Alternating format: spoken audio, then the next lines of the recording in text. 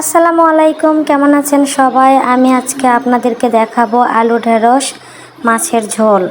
তো আমি আলু ঢেঁড়সগুলো ধুয়ে কেটে নিয়েছি এবং এখানে পেঁয়াজ কুচি, কাঁচামরিচ কুচি, হলুদ গুঁড়া, লবণ এবং আদা রসুন বাটা নিয়ে নিয়েছি।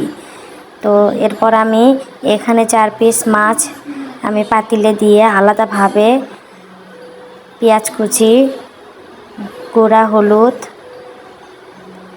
গুঁড়া মরিচ এবং লবণ, সয়াবিন তেল দিয়ে হাত দিয়ে সুন্দর করে মাখিয়ে নেব।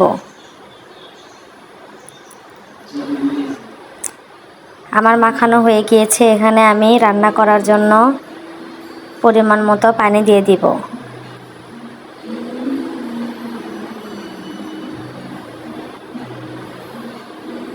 তো আমি পানি দিয়ে চুলায় বসিয়ে দিয়ে আমি ঢাকনা দিয়ে ঢেকে দিলাম। আমি আরেকটা চুলায় এখানে গরম কড়াইয়ে তেল দিয়ে আমি আলুগুলোকে লবণ এবং হলুদ দিয়ে হালকা করে ভেজে নিব। তো আমার ভাজা হয়ে গিয়েছে, এখন আমি এগুলো উঠিয়ে ফেলব।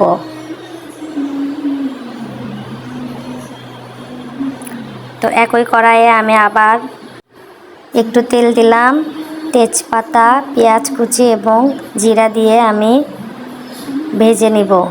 তো এখানে আমার মাছ রান্না হয়ে গিয়েছে, এটাই আমি পরবর্তীতে ঝোল রান্না করব। তো আমার পেঁয়াজগুলো ভাজা হয়েছে, এর ভিতরে আমি আদা রসুন বাটা দিয়ে অল্প পরিমাণ পানি দিয়ে আমি সমস্ত মশলাগুলো ঢেলে দিয়ে আমি নাড়াচাড়া করে নিব। তেলগুলো উপরে উঠে আসা পর্যন্ত আমি মশলাগুলোকে কষিয়ে নিব। তো এ পর্যায়ে আমি মশলা কষানোর পরে আমি আলুগুলো দিয়ে দিলাম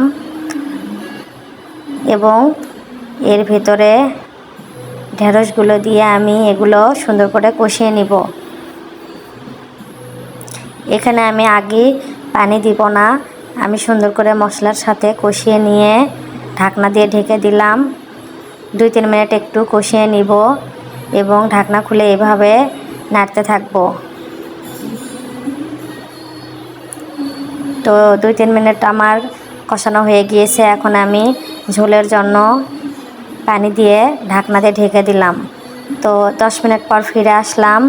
দেখুন আমার ঝোলগুলো অনেকটা কমে গিয়েছে। এখন আমি এর ভেতরে রান্না করা মাছগুলো দিয়ে দিব, দিয়ে আমি 5 মিনিট আবার একটু রান্না করে নেব। তো ফিরে আসলাম 5 মিনিট পর, দেখুন আমার রান্না হয়ে গিয়েছে। তা আমি নামিয়ে ফেলছি। তা আমি রান্নাতে গুঁড়া মরিচ ব্যবহার করিনি, শুধুমাত্র মাছে গুঁড়া মরিচ দিয়েছিলাম যেন কালারটা সুন্দর আসে, সেই জন্য আমি গুঁড়া মরিচটা ব্যবহার করিনি। তা আপনারা চাইলে ব্যবহার করতে পারেন। তো আমার রান্নাটা দেখুন কি সুন্দর কালার হয়েছে। তো চাইলে আপনারা আমার মতো করে এভাবে ঢেঁড়স আলুর ঝোল করে খেয়ে দেখতে পারেন।